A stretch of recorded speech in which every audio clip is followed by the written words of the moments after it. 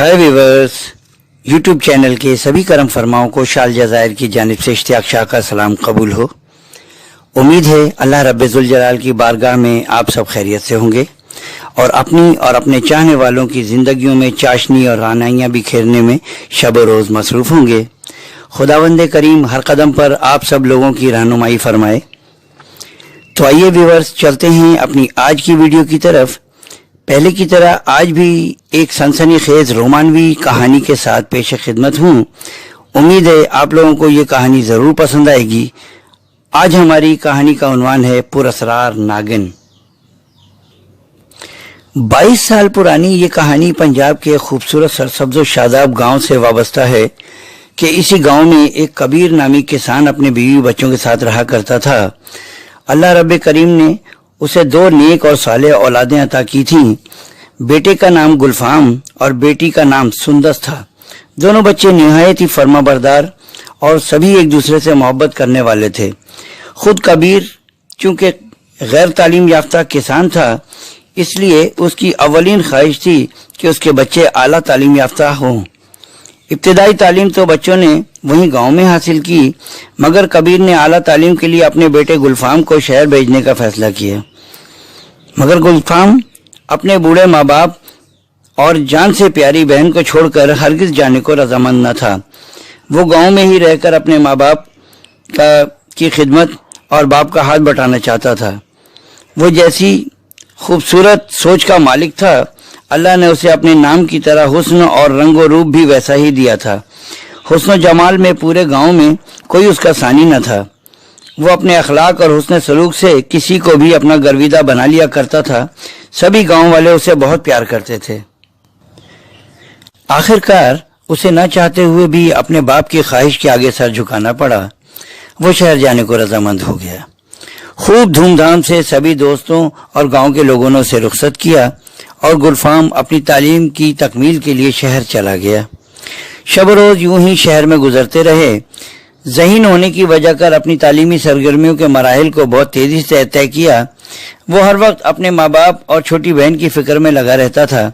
जब भी गुलफाम शहर से गांव आता तो अपने माँ बाप और बहन के साथ साथ दूसरे लोगों के लिए भी बहुत कुछ लाता, क्योंकि ये उसकी बहुत पुरानी आदत थी।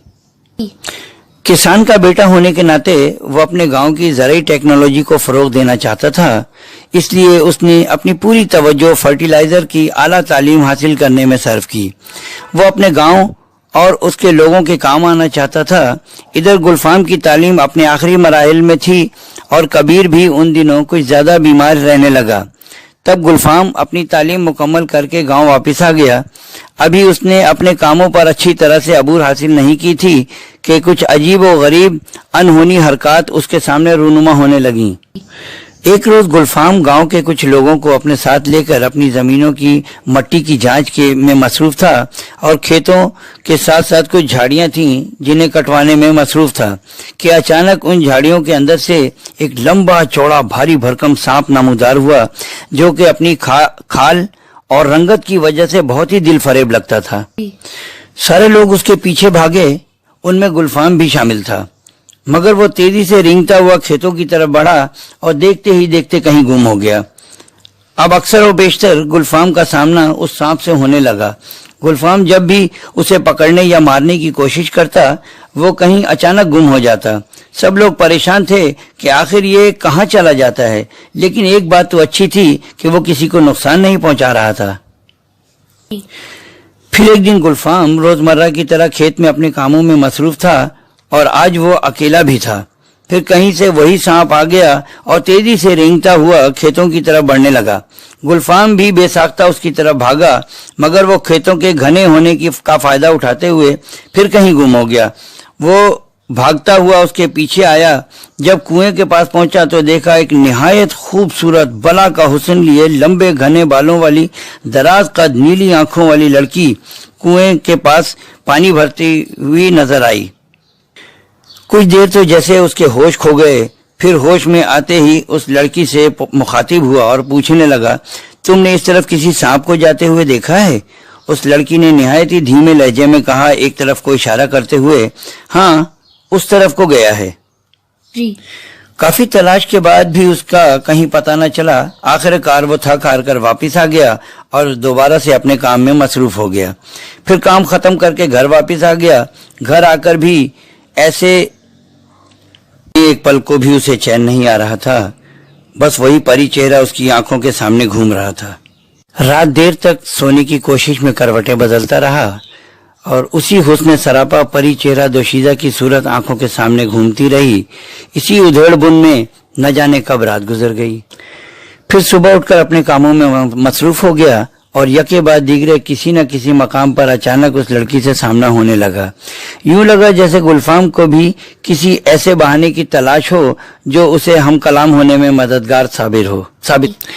अब ये सिलसिला शिद्दत इख्तियार करने लगा और वो लड़की भी किसी न किसी बहाने से खेतों के चक्कर लगाने लगी और गुलफाम से बातें करने के बहाने तलाश करने लगी।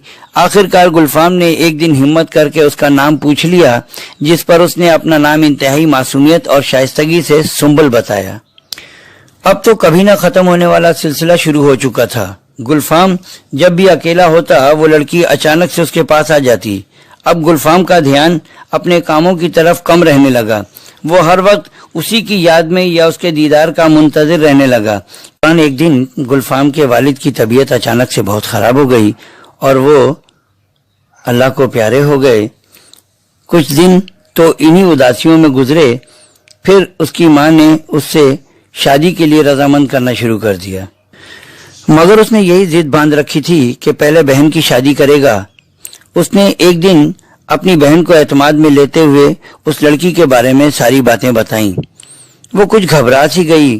कहने लगी, भैया इस नाम की तो कोई लड़की आसपास के गांव में भी नहीं है और ना ही ऐसी कोई हसीन लड़की कभी मेरी नजरों से गुजरी है। मगर गुलफाम पर तो उस लड़की का जादू चल चुका था।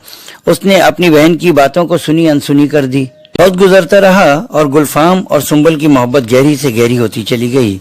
सुंबल ने अब गुलफाम को जोर देना शुरू कर दिया कि तुम अपनी बहन की शादी जल्द से जल्द कर दो, इससे तुम्हारे वालिद की रूह को सुकून मिलेगा। इधर सुंदर की शादी की तैयारियां शुरू हो गईं। इस शादी में सुंबल ने भी भरपूर तरीके से शिरकत की। सुंबल को देखकर तो जैसे वाकई सुंदर के होश उड़ गए। उसने बहुत कोशिश की उसका अता पता ठिकाना मालूम करने की, मगर सुंबल ने बड़ी खूबसूरती से और महारत से उसे टाल दिया। सुंदर की शादी हो गई और वो अपने ससुराल चली गई। फिर एक दिन गुलफाम की माँ की तबीयत बहुत खराब हो गई। गुलफाम ने बारहा कोशिश की मगर वो जांबर न हो सकी और आखिरकार अपने खालिक के हकीकी को जा मिली। अब गुलफाम पूरी तरह से तन्हा हो चुका था। तभी साथियों और दोस्तों ने उसे मशवरा देना शुरू कर दिया। तब गुलफाम ने अपने दोस्तों को उस परी चेहरा लड़की के बारे में बताया। सभी हैरान थे कि ये किस लड़की के बारे में हमें बता रहा है। ऐसी कोई लड़की तो हमने कभी देखी नहीं। सब दोस्तों ने उसे अपने अपने तरीके से समझाने की कोशिश की, मगर गुलफाम पर तो जैसे सुंबल का भूत सवार था। एक दिन खेत में गुलफाम और उसका दोस्त हामिद काम कर रहे थे कि अचानक सुंबल आ गई। सुंबल को देखते ही हामिद पर जैसे सख्ता तारी हो गया। गुलफाम के हिलाने पर होश में आया। तभी सुंबल ने सलाम किया और कहा, गुलफाम से कुछ जरूरी बातें करनी हैं, आप हमें थोड़ा सा वक्त दें, हम अभी आते हैं। मैं अखलाकन वहीं रुक गया और गुलफाम और सुंबल खेतों की तरफ चल दिए। थोड़ी देर में आंखों से वो ओझल हो गए। जब काफी वक्त गुजर जाने के बाद भी वो लोग ना आए तो मैंने उन्हें जाकर तलाश करने का फैसला किया। जब मैं वहां पहुंचा तो मेरी हैरानगी की इंतहा न रही। दोनों का कहीं कोई नामो निशान न था। काफी तलाश के बाद जब कोई खबर न मिली तो गांव के दोस्तों का सहारा लेना पड़ा। फिर पुलिस में रिपोर्ट भी लिखवाई, मगर सारी तदबीरें धरी की धरी रह गईं। इस वाक़े को 22 साल गुजर चुके हैं, मगर मेरे दोस्त गुलफाम या उस परी चेहरा दोशीजा का कुछ पता न चल सका कि उन्हें जमीन खा गई या आसमान। आखिर वो लड़की गुलफाम को लेकर कहाँ गुम हो गई है, कौन थी, वो कहाँ से आई थी, इस रात से आज तक पर्दा न उठ सका। दोस्तों, ये थी हमारी आज की कहानी जो कि हमने गुलफाम के दोस्त हामिद की ज़बानी आप तक पहुंचाई। अगर आपको ये कहानी पसंद आई हो तो इसे लाइक, कमेंट, शेयर और सब्सक्राइब करना हरगिज ना भूलें और बेल आइकॉन के साथ ऑल के बटन को लाजमी प्रेस करें ताकि आइंदा بھی ہماری ہر نئی آنے والی ویڈیو کی نوٹیفیکیشن آپ کو بدستور ملتی رہے، اس کے ساتھ ہی اشتیاق شاہ کو اجازت دیجیے۔ اللہ نگہبان۔